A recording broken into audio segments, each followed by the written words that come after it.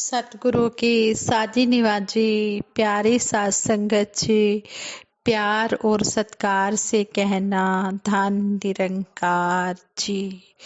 पाइया तेरे दारे आके रहमता हजारा, दीने राती दाता तेरा शुक्र गुजारा।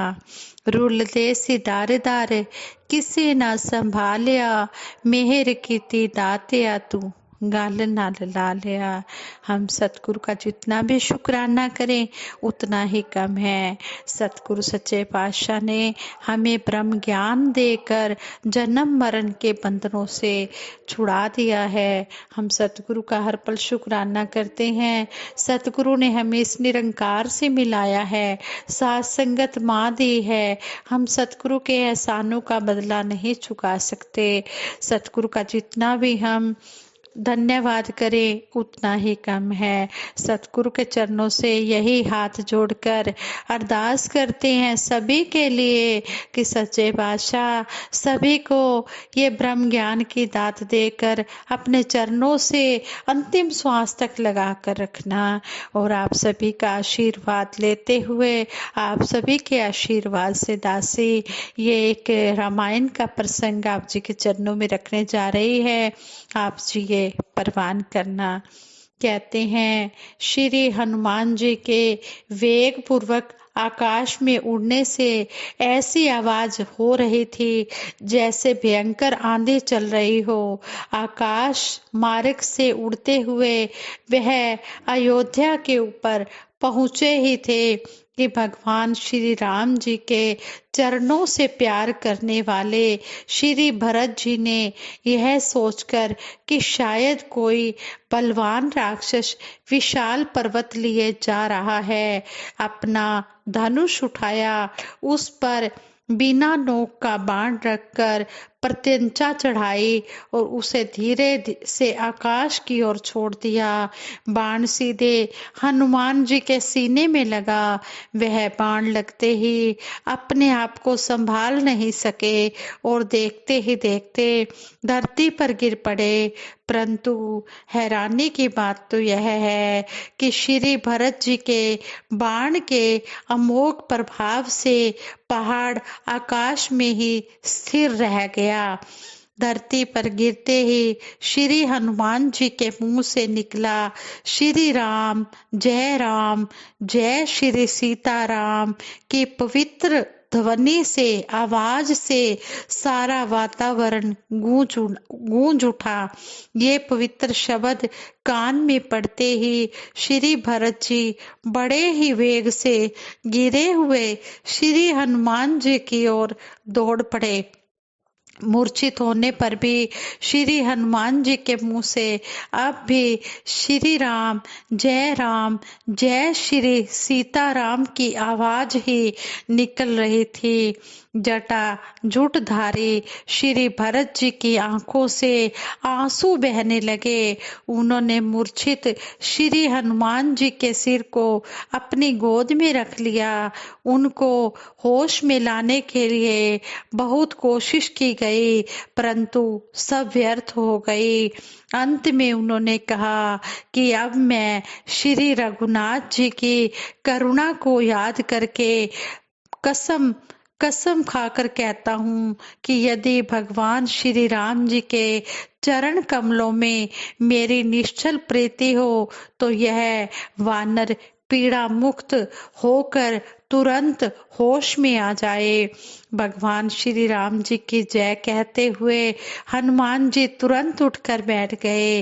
वह पूर्ण रूप से स्वस्थ और सशक्त हो गए। अपने सामने श्री भरत जी को देखा तो समझा कि मैं श्री रघुनाथ जी के पास हूँ। उन्होंने तुरंत उनके चरणों में दंडवत प्रणाम करके पूछा, प्रभु मैं कहाँ हूँ?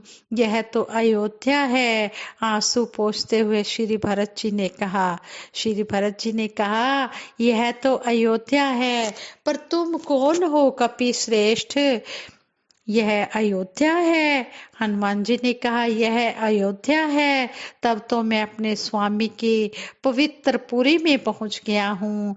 हनुमान जी भाव विभोर होकर ऐसा बोले। कहने लगे, लगता है आप श्री भरत जी हैं। आहा, मैं आज धन्य हो गया, जिसके प्रभु श्री राम जी अपने मुंह से तारीफ करते नहीं थकते।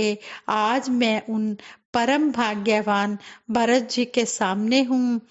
हाँ भैया, वह भरत मैं ही हूँ, जिसके कारण भगवान श्री राम जी को वनवास का दुख भोगना पड़ रहा है। मैं तुम्हारा परिचय पाने के लिए बेचैन हूँ। कृपा करके मुझे अपना परिचय दीजिए। हनुमान जी का हृदय गदगद हो गया। उन्होंने श्री भरत जी के चरणों में प्रणाम किया और अपना परिचय देकर युद्ध का सारा समाचार बताया। रोते हुए श्री भरत जी ने हनुमान जी को अपने हृदय से लगा लिया और कहा, मैं कितना अभागा हूँ, प्रभु श्री राम जी के एक भी काम नहीं आ पाया।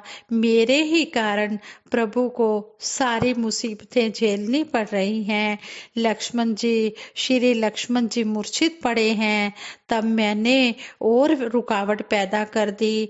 आपके साथ ऐसा करके मैंने सोचा कोई आकाश में कोई राक्षस उड़कर जा रहा है। मुझे नहीं पता था कि आप भगवान श्री राम जी के इतने प्यारे भगत जा रहे हैं और मैंने इस तरह आपके काम में रुकावट डाल दी है। श्री भरत जी ने कहा, भाई हनुमान, तुम मेरे बाण पर बैठ जाओ, तुम्हें अभी श्री राम जी के पास पहुंचा देता हूँ। पहले तो हनुमान जी के मन में शंका हुई, लेकिन प्रभु के प्रताप और भगत जी की भक्ति का स्मरण करके वह भी निर्मल हो गई। इसके बाद श्री हनुमान जी ने भरत जी के चरणों में प्रणाम किया और जल्दी से लंका की ओर चले गए। साथ संगत जी, कितना सुंदर ये श्री रामचरितमानस जी का, रामायण का प्रसंग दासी ने पढ़ा और आप जी के समक्ष सुनाया। किस तरह कहते हैं कि राम से बड़ा राम का नाम। जितना जितना हम इस निरंकार का सिमरन करते चले जाते हैं, उतने उतने ये हम भगवान के करीब होते चले जाते हैं, उतना उतना निरंकार के पास हम होते चले जाते हैं। इसलिए हम हर पल इस निरंकार का सिमरन करें। हम दुनिया का सिमरन ना करें, हम इस निरंकार का सिमरन करें। इसी सिमरन से ही हमारी जो आदि व्याधि के जो रोग हैं वो सब दूर होने हैं। इसलिए सतगुरु भी हमें यही समझाते हैं कि हमने हर पल हर क्षण सिमरन करते जाना है, इस नाम का ही आधार लेना है जो हमें मूल मंत्र सतगुरु ने दिया है। हमने इस मूल मंत्र का सहारा लेना है और इस भव सागर की नैया से पार होना है। दासी से विचार करते हुए बहुत सी गलतियां हुई होंगी, उन गलतियों के लिए आप जी क्षमा कर देना। और संपूर्ण हरदेव वाणी में भी हमें समझाया गया है, हे मेरे मन सिमरन कर ले, सिमरन ही जीवन का आधार है। अगर हम अपने जीवन में सुखी होना चाहते हैं, खुश रहना चाहते हैं, तो हर पल इस निरंकार का एहसास अपने मन में बना कर रखें और हमेशा सतगुरु के समीप रहें, निरंकार के समीप रहें। ਸਾਰੇ ਸੁਖ ਦੁਨੀਆ ਦੇ ਪਾਦੋ ਸਾਡੀ झोली ਵਿੱਚ फिर भी मिलाई रखना। संतां दी टोली ਵਿੱਚ सतगुरु के चरणों में यही मांग मांगते हैं कि सच्चे पातशाह अपने चरणों में हमेशा अंतिम श्वास तक हमें लगा कर रखना। और जो भी बोल बोले जा रहे हैं, बोलां दे नक्शियां ते अमलां दा रंग भर दे, जीवन गुजारा तेरे संतां तो डरते डरते। संगत जी, सुनने सुनाने से बात बनने वाली नहीं है। बात तभी होगी जब हम इन बातों को अमल में लाएं। सतगुरु माता सुदीक्षा जी महाराज हमें हर पल यही समझा रहे हैं कि जब बोलो के संग कर्म जुड़ जाएंगे, तभी हमें भक्ति की समझ आएगी। इस तरह हमने इन बातों को कर्म रूप में ढालते चले जाना है और सतगुरु के आशीर्वादों के भागीदार बनते चले जाना है।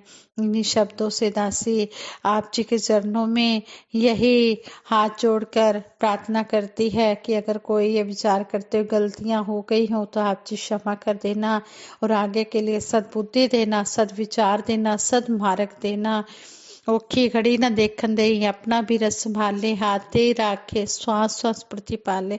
हे सच्चे पातशाह, हर एक जीव के ऊपर अपना मेहर भरा हाथ रखना, किसी को भी कोई मुश्किल की घड़ी न दिखाना, सभी के ऊपर अपना मेहर भरा हाथ रखना, मेहर भरी नजर रखना।